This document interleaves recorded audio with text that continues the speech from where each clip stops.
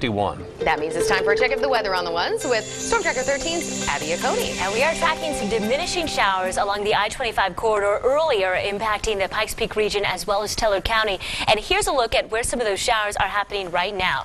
You can kind of tell near Lyman and also impacting Burlington. And Burlington has seen some moderate rain this morning.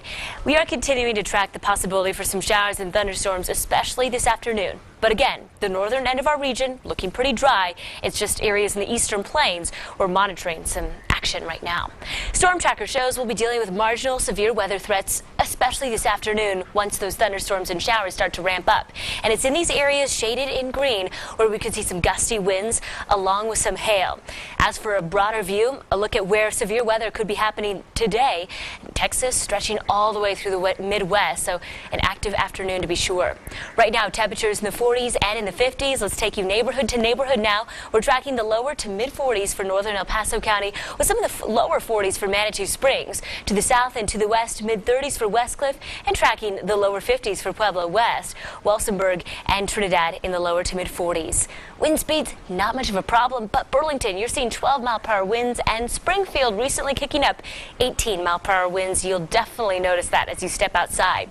This morning, while we could see just a few hints of sunshine for the most part, dealing with overcast skies and morning temperatures in the mid to upper 50s, we're tracking some of the 60s by noon. A few light showers possible in the late morning, but that again will really fire up this afternoon.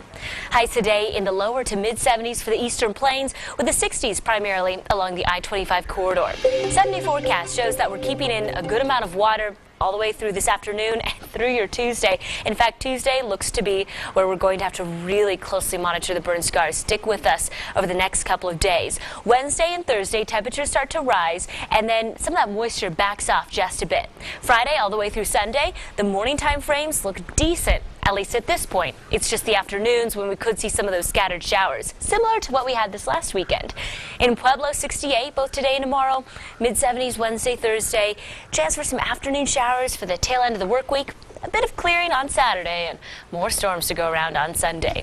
Over to Canyon City now, 66 today, 65 tomorrow, with the lower 70s Wednesday and Thursday. So we should be warmer at the middle of the work week, but still those showers kind of hanging on.